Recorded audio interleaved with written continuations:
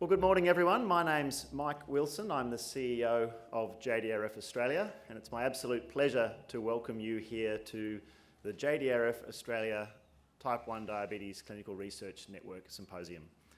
It's so exciting to have spent some time in the last few minutes just speaking to and reconnecting to really the engine room of Australian research and clinical progress. The people gathered in this room really are the sign and symbol of so much exciting progress that you will see represented over the next couple of days.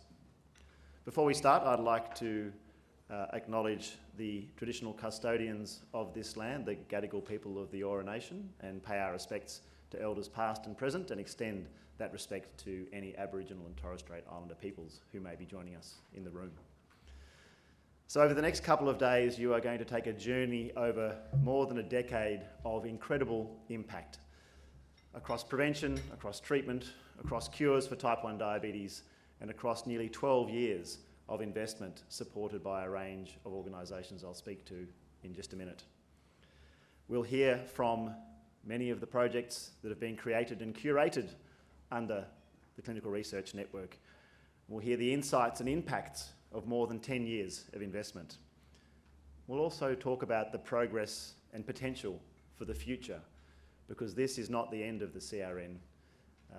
This is a moment where we look also to what's ahead of us as much as we do to what's behind us.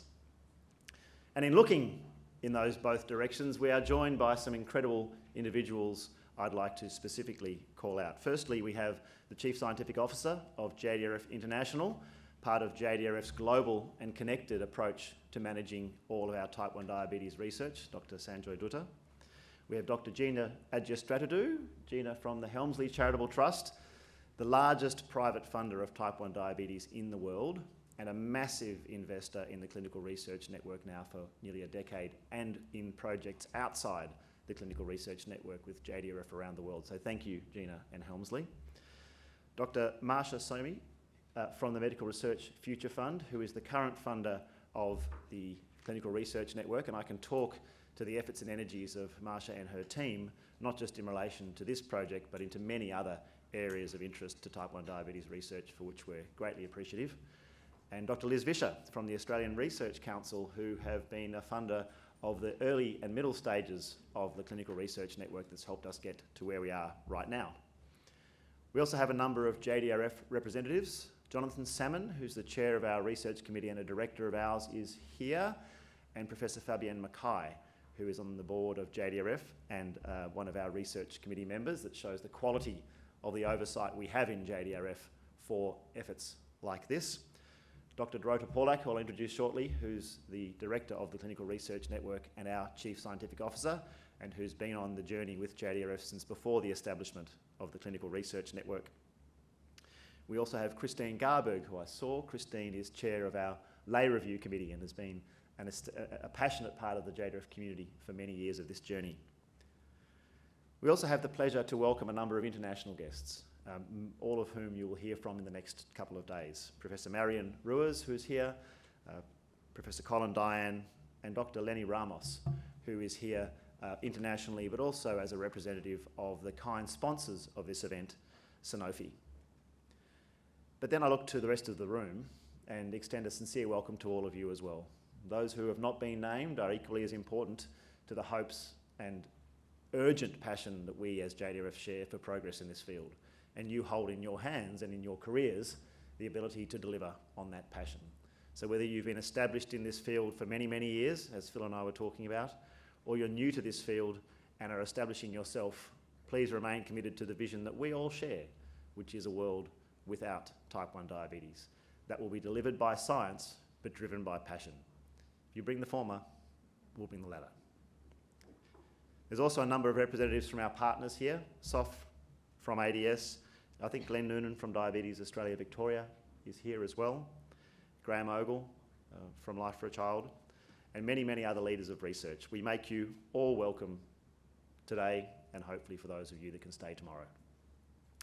I'd now like to introduce a video from the Minister for Health and Ageing, the Honourable Mark Butler MP, who's been a wonderful supporter and champion of JDRF, of investment in type 1 diabetes, and has genuinely built a deep understanding of the condition and the need for investment in research and treatment, and he's delivered on both fronts. And he was also the Assistant Manager for Ageing in 2010 when the initial $5 million commitment was made by the Labor government that started the Clinical Research Network, that was then added to in 2013 and then in 2019 by successive governments as part of bipartisan commitments that then happened to be delivered on by whatever government was formed after those elections. So please, the Minister for Health. Well, good morning everyone. I'm delighted to join JDRF staff Mike Wilson and Dr. Dorota Pawlak, as well as JDRF advocate Emily, welcoming you all to JDRF's Clinical Research Network Symposium.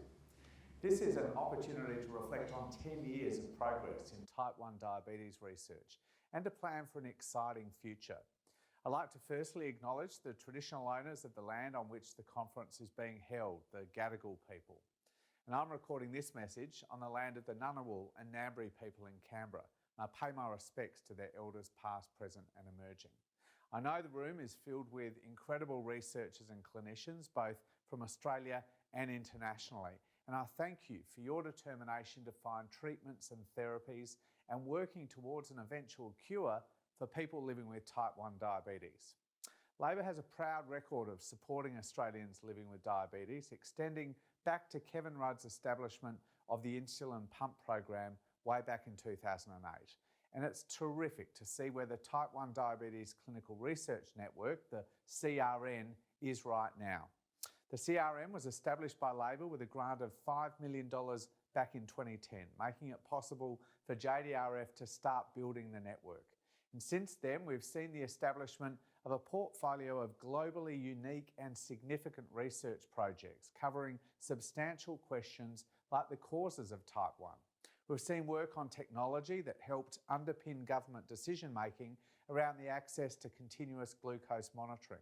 And there's been exciting new work on prevention and screening, backed by the promise of emerging treatments that can delay and hopefully eventually prevent the onset of type 1. In my first weeks as Health Minister last year, I was thrilled to deliver the Albanese government's election commitment to fully subsidise continuous and flash glucose monitoring to all Australians living with type 1 diabetes. And now, nearly 80,000 people use this important technology every day in Australia. The decision to fund CGM was informed by the work of CRN-supported researchers by evaluating and demonstrating the benefits of use for improved health outcomes. I was also pleased to enable expanded access to the Omnipod patch insulin pumps. It's been a big decade in type 1 research and in particular for the type 1 CRN, but there's still more to do going forward. Type 1 is on the rise. Prevalence is growing at 3 times the rate of population growth. 8 people are diagnosed with type 1 in Australia every single day. 25,000 are in the early stages of type 1 but not yet diagnosed. And it costs the Australian economy almost $3 billion every single year. We know that research holds the key to turn this around, and the future of type 1 diabetes research is just so important. I look forward to working with researchers like you now and into the future. I've got a long-standing relationship with JDRF Australia and with my local advocate back in Adelaide, Shana, whom I first met back in 2011. Shana wrote to me as a young 10-year-old, already an advocate, with her advocacy now spanning over 12 years. And this has meant I've seen and heard urgent need for access to type 1 technology and the scientific advancements since then. Shana certainly kept me posted on all of those things. And I know now that with 15-year-old Emily Klimek, whom I recently met in Canberra when she was appearing before the Parliamentary Diabetes Inquiry for JDRF, I leave you again in good hands.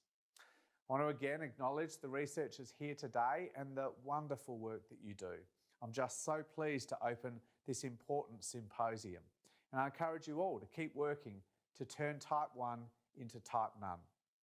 Very kind of the Minister to provide such a strong message, and a theme in there was his connection to people with type 1 diabetes. He mentioned his advocate Shana, and that's a theme over the next 2 days. You will see throughout the next 2 days a series of patient stories woven in, because that's our motivation, and what you do is the enabler of what is important to us, which is patient impact, and that'll be a theme throughout, and in the reports that you can see on your desk and have access to by the QR code are stories of the scientific connection to the changing of lives that are important to us. On that note, I'd like to now introduce a video from Ben Tompkins. Ben was diagnosed at 6 years old. He is an advocate for JDRF and is also in the seat of Grayndler, which happens to be the seat of the Prime Minister. He's been a strong voice of support for the Type 1 Diabetes Clinical Research Network. Over to Ben. Hi everyone, I'd like to welcome you to the JDRF 2023 CRN Symposium. My name is Ben and I've been living with diabetes since I was 6 years old. And I'm currently 19 years old and studying a Bachelor of Arts at Macquarie University, which is where I'm coming to you from today. Unfortunately, I couldn't be with you in person today as it's my first day back for semester 2 at university. As a JDRF advocate in the electorate of Grayndler, which is indeed our Prime Minister's electorate, it is something that I'm very proud of personally. I started advocating for the clinical research funding almost 11 years ago, and I was part of Kids in the House at Parliament House in 2012 and 2018. And haven't we come a long way since then? And the very reason we have come such a long way is because of scientists such as yourselves who have dedicated your time to help drive innovation and demand action, which is super encouraging for not only myself, but the 130,000 other people living with type 1 diabetes. I can't wait to see where the CRN takes us over the next few years. But for now, I'm going to hand over to my fellow advocate, Emily. I hope you enjoy the next 2 days of the JDRF Symposium. I'd like to welcome up Emily to the stage. Emily was diagnosed at 2 years old and her family have been long-term supporters of JDRF. She also opened the diabetes inquiry in Parliament House on behalf of JDRF. Emily, please.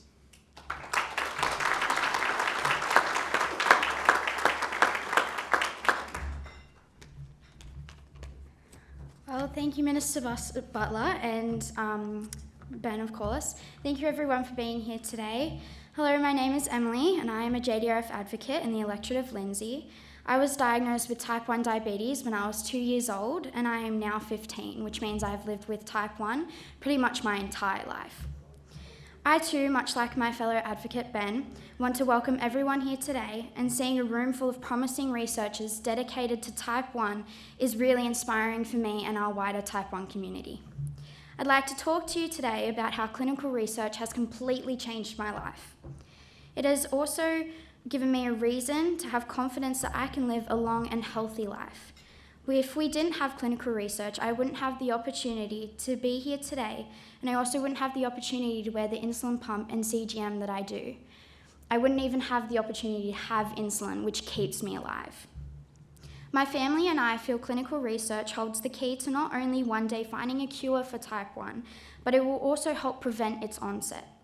You will hear later from my sister on how much clinical research also means to her. My mother has been a paediatric nurse for 24 years and left emergency nursing to become a paediatric diabetes clinical nurse specialist not long after I was diagnosed.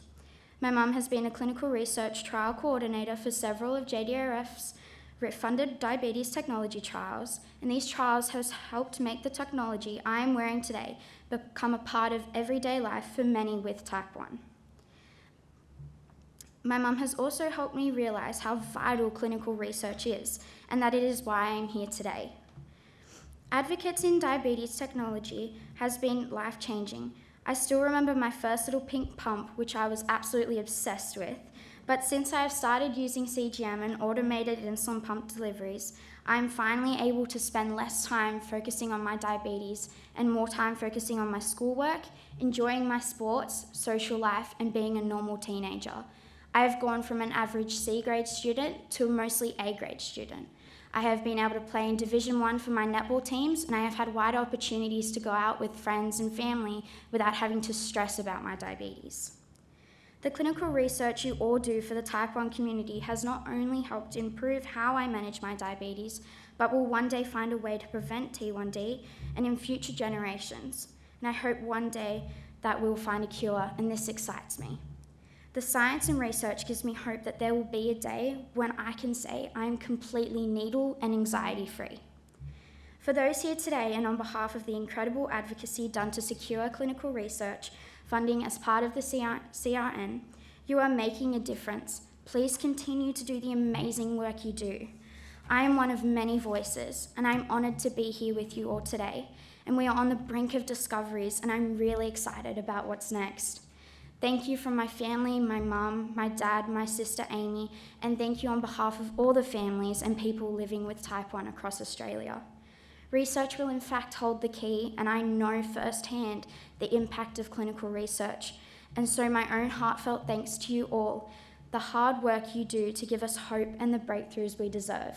And as said before, please continue to help us turn type 1 into type 9. Thank you.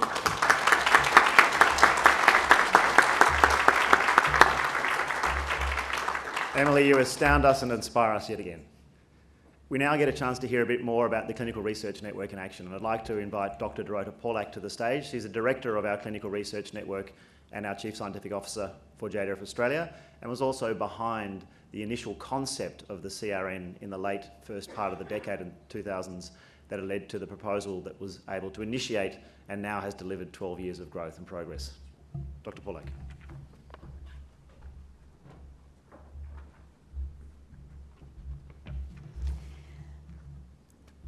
Thank you and welcome to the symposium. In the room today, we have representatives across diverse sectors of the medical system. We have researchers, clinicians, allied health, funding bodies, philanthropy, pharma, biotech, policy, T1D community. We all play a vital part in working towards reducing the burden of type 1 diabetes. Over the next few days, we will discuss progress that we have made towards the cure and improving lives, establishing goals for the next decade, and to discuss pathway how we will be able to achieve them. It is well known to this audience that JDRF's vision, passion, and mission is to cure or prevent type 1 diabetes until there is a world without type 1. Many underestimate the burden of type 1 diabetes, often due lack to accurate global data. Fortunately, the Type 1 Diabetes Index Project have provided us with the contemporary insight to the true scale and burden of type 1. Currently, there are estimated 9 million people living with type 1 diabetes across 201 countries and territories. Alarmingly, over 3.9 million people should be still with us. Their lives were lost due to lack of diagnosis, substandard care, or because T1D remains a life-threatening disease even with an optimal care in the high-income countries. But when we look forward to 2040, the current projections estimate the number of people living with T1D will double to approximately 17.5 million, with the largest increases occurring in the low and middle-income countries. Indeed, there are very few diseases, management of which could match the lifelong toll on clinical, mental, and economic aspects of life experienced by people living with T1D. And the burden is certainly exacerbated by the static nature of progress towards the new therapies. The discovery of insulin in 1921 changed the prognosis from what it was inevitably a fatal disease to a lifelong chronic one. However, profound discovery of insulin was, in Banting's own words, insulin is a treatment to enable body function, but it's not a cure. This is a complicated slide, but the point is that insulin remained the only approved treatment for type 1 diabetes for over 100 years, until 2022, when immune therapy teplizumab was approved to delay onset of stage 3 type 1D. And while it's hard to compare progress in research and development in therapeutics in a lifelong chronic disease such as T1D with relatively shorter chronic disease such as cancer, the numbers are insightful. The World Cancer Research Fund estimates incidence of cancers in 2021 to 18 million per annum. In a 5-year period alone, at least 207 oncology drugs were approved by FDA. While no chronic disease has been prevented or cured yet, the slow pace of development of type 1 diabetes therapeutic is hard to dismiss.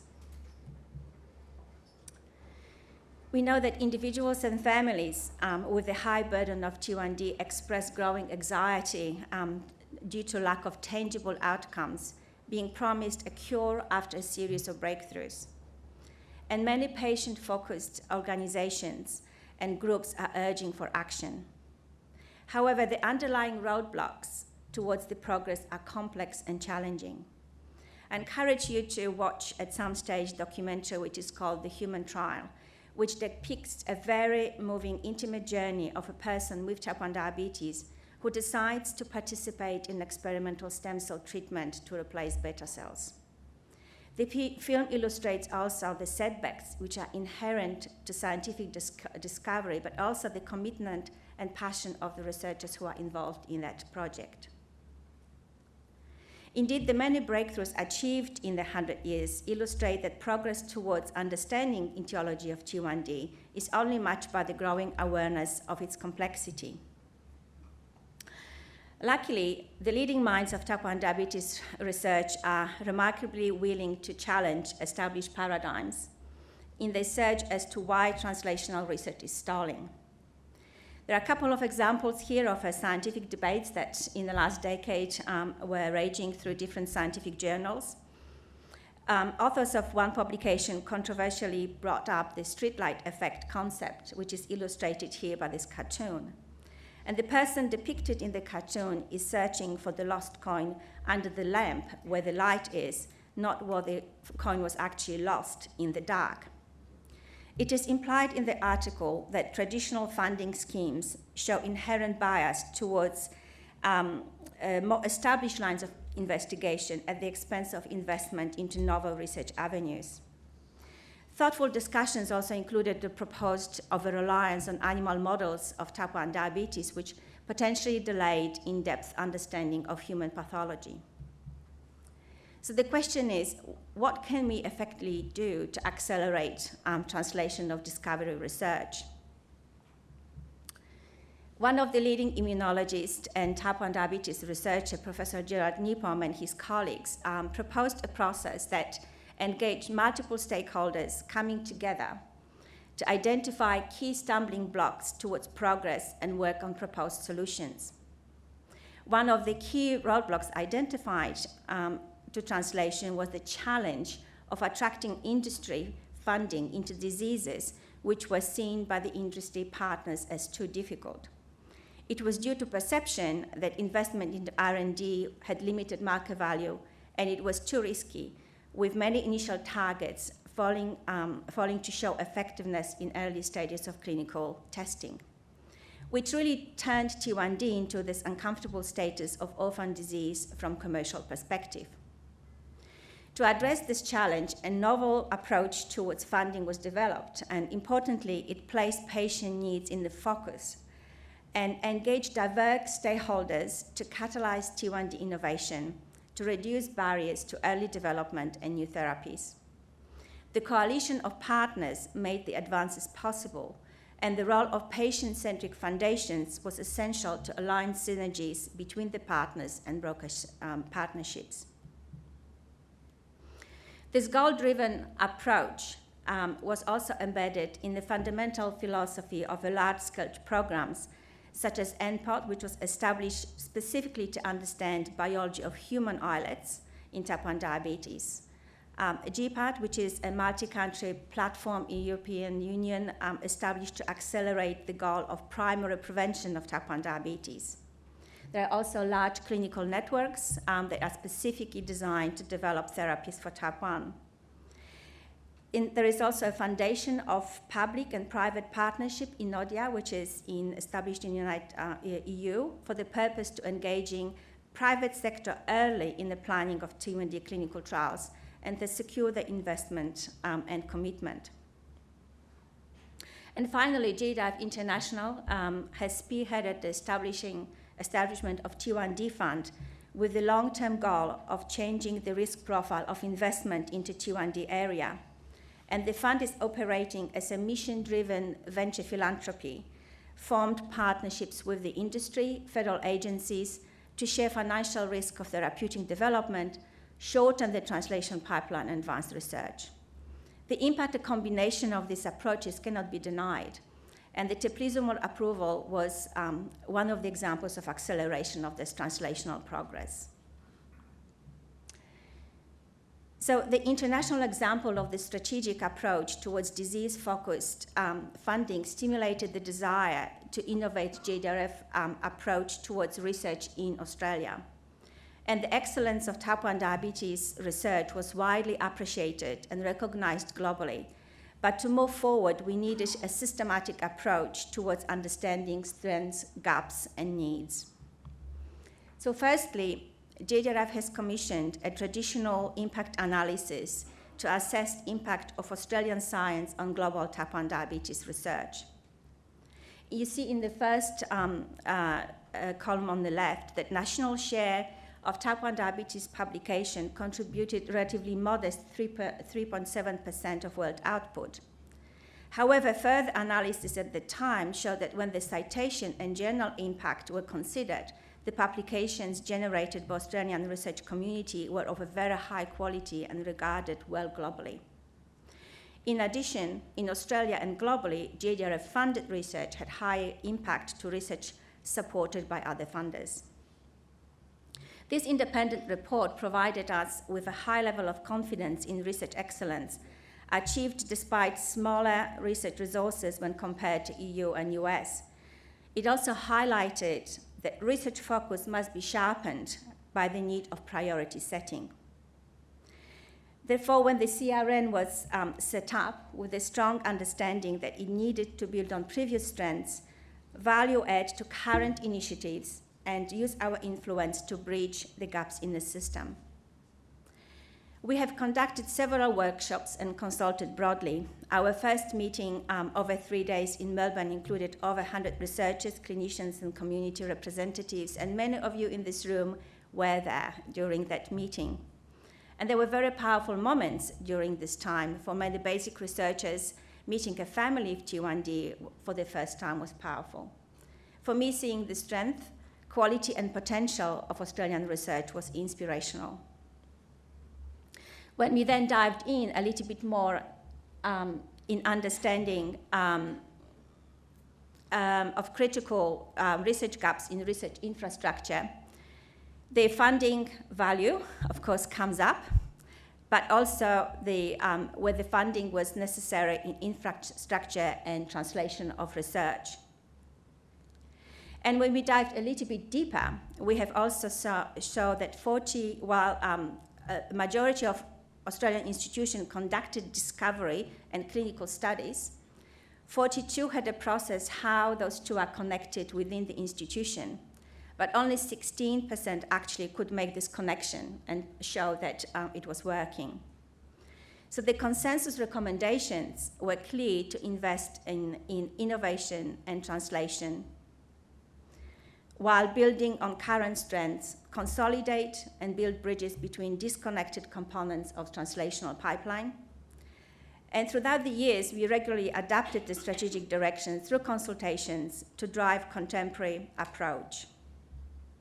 Workshops were also set up to inform resources need and to establish, for example, screening program. And most recently, you have it on your tables, also a position statement on precision medicine in type 1 diabetes, which many of you were also part of that workshop.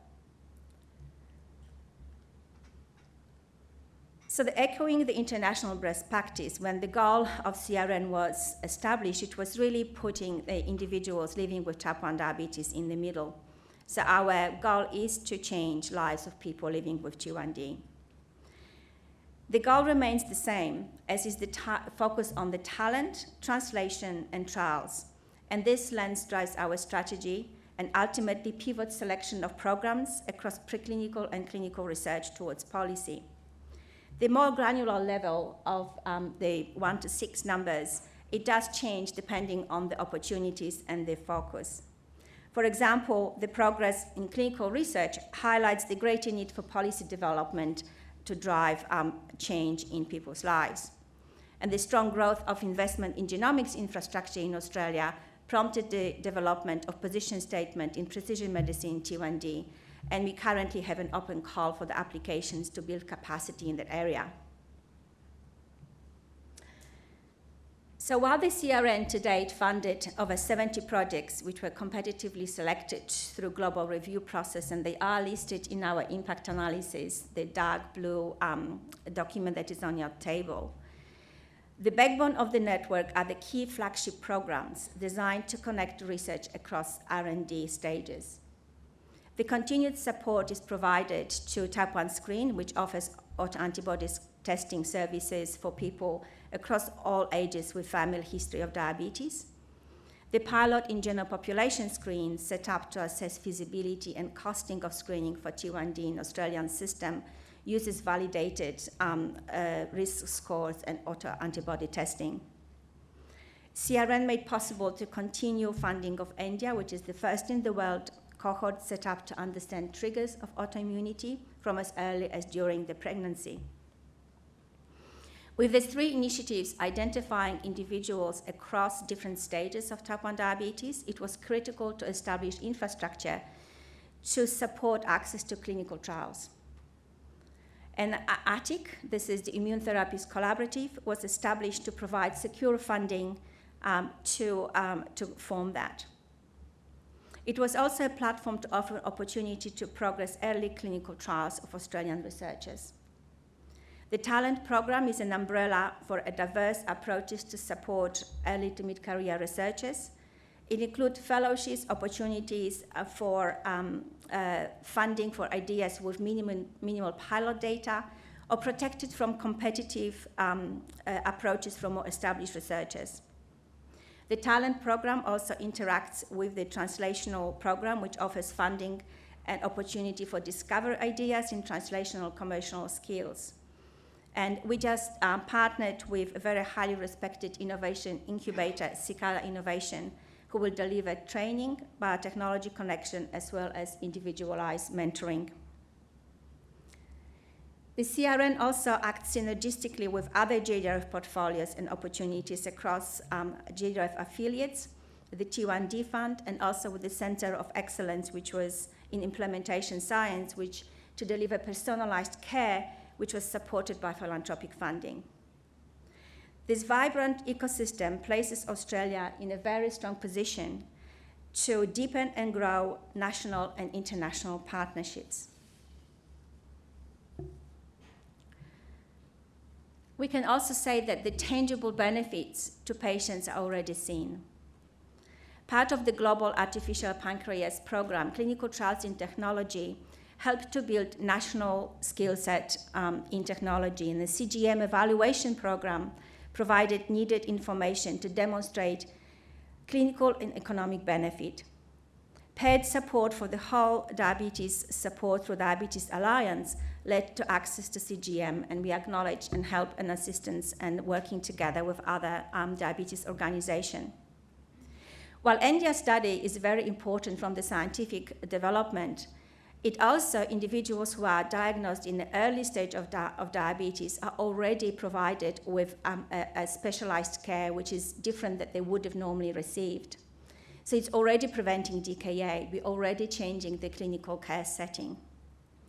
The general population screen is changing practice already by building an awareness, providing spreading and information about the different staging of type 1 diabetes, and in also engaging genetic counselors, pharmacists, and the whole ecosystem of how the type 1 diabetes diagnosis might be changing. And finally, they're having an opportunity to progress our translation to the first-in-human studies. It's again bringing awareness and understanding of type 1 diabetes approaches. In much more traditional numbers, expanding and leveraging partnerships with national, international, global networks was very important. And so was the financial leverage that has been achieved together with JDRF, but also through your work with other funding organizations that were able to multiply the effect of the research that you were doing. It's also important to notice that we have a significant doubling in the number of clinical trials, and the number of patients that are participating in the clinical trials has been increased, and there are a few more numbers in the approach. So in the next couple of days, please have a look at the impact analysis and its at the impact report, and it really articulates the narrative of what the CRN has achieved. And our funded researchers and experts outside of the CRN in the next 2 days will be highlighting the achievements that are being achieved here in Australia, but also globally. And together we will be discussing the challenges for the next decade and the solutions that we can potentially achieve. And finally, I would like to thank all the individuals who are living with type 1 diabetes who are here today, and also everyone who has participated in our clinical trials and also who has been advocating for more awareness about type 1 diabetes and also more funding dollar going to diabetes. And finally, I wanted to thank our funding bodies, the Australian Research Council, the Department of Health and Medical Research Future Fund, because they have been excellent partners with the CRN, being very supportive, participating in the co-design of those projects, and also helping us with understanding how to do a best practice in allocation of the funds. So thank you to everybody.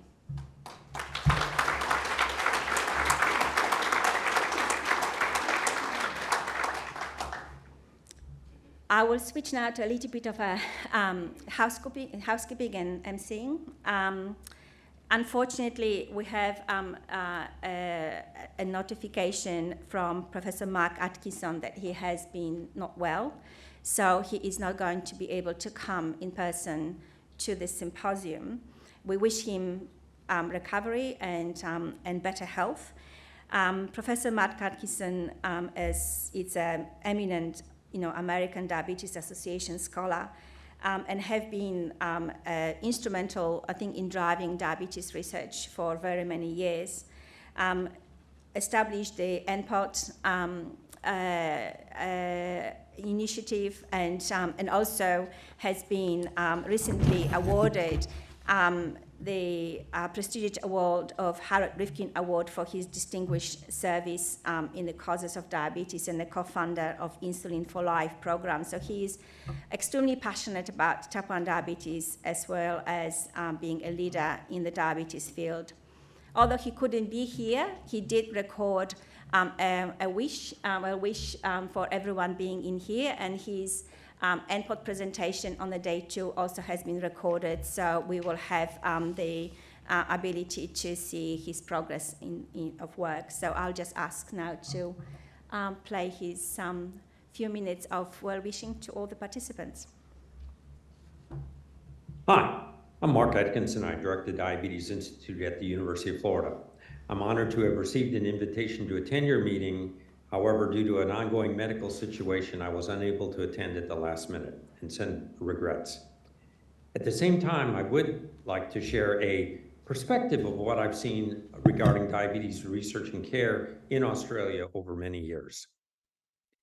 Now, the T1D CRN report that you all received highlights the 10-year history of the T1D CERN, and there's so much to be proud of there. But my perspective that I'm going to give you actually began nearly 40 years ago, when as a young graduate student, I began reading the works of Australian researchers, including Len Harrison, and many others since. So I've been keeping track at a good degree what's going on since, and not just through journals and hearing presentations, but also through personal visits. I've been to the country some 6 or 7 times, and the first time being with the role of JDRF back in the mid-1990s. So again, my perspective is at least a little bit informed, but independent from an external source. What are my impressions? Well, I think that the T1D CERN and the JDRF Australia has been a model organization in many ways, including its leadership, both at the staff and lay level, having a central focus on the patient, always keeping them first, operating with a mission, and not just a mission, but having a clear vision that's understandable to all. I love how you always develop plans, follow the plans, and then when needed, adjust those plans. Facilitating interagency cooperation, I put there because it's not often that governments and private agencies have the ability to work together as well as that. My impression is that you have. Then there's the obvious notions of patient advocacy, supporting research, which also leads to improving patient care. The way you've identified unique opportunities in Australia has been very impressive, and the way that you've increased over the years collaborations with other countries, which has the impact that together you've contribute and continue to contribute to scientific knowledge at a global level. Why this is important? It means much for patients, and that with the T1D CERN, it has the ability to direct and guide research within the country and connect partners. It has the ability to build power necessary to get answers quicker through improved recruitment. It has the ability to provide access to diabetes care programs at a global level through having this critical mass, and all of this to speed up the process of discovery, which would lead to a more rapid impact on public health care. So congratulations, you're essential, and I look forward to hearing what great things came out of this conference. Thank you. Although it's not the same as having him here, certainly he has the Australian researchers in a very high regard. Just a few little housekeeping approaches, like if the Wi-Fi password is JDRF 2023, just in case you didn't know that. Also, on your table, there is a QR code towards the app, which is called Slido. Please put the code in if you'd like to. We will be using Slido throughout the symposium. It is the QR code to download, and password should be on the tables. And you should feel free to enter questions through that Slido that will be passed to the panel during the panel discussion.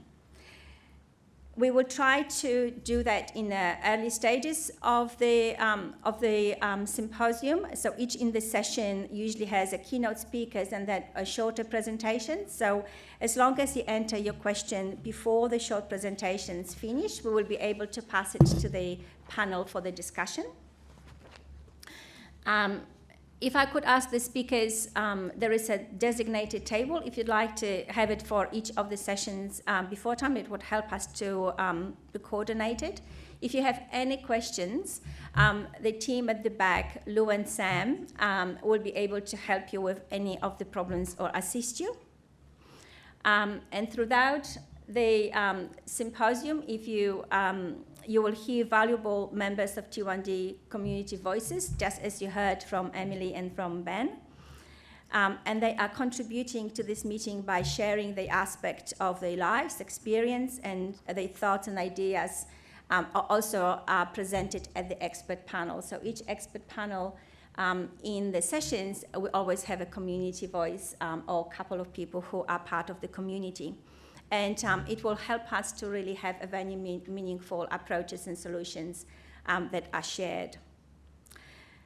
I will just now try to introduce our next voice from the advocates, who are Amy and Emily.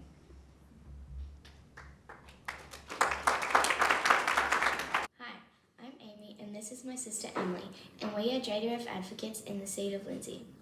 I advocate alongside my sister Emily, who has lived with T1D since 2010 when she was 2 years old. T1D is a whole family chronic illness. My whole life I have seen my sister deal with T1D. I've seen her cry with injections, set changes and sensor changes. I've tried many ways to try and distract her from the pain. I used to hold her hand and sing a song whilst Mum put her sensor in. I have gotten her juices when she is low, and I have been the target of her anger when she is high. I have previously participated in the T1D screening program, as I believe early screening can hold the key to help delay or prevent people like me from getting T1D.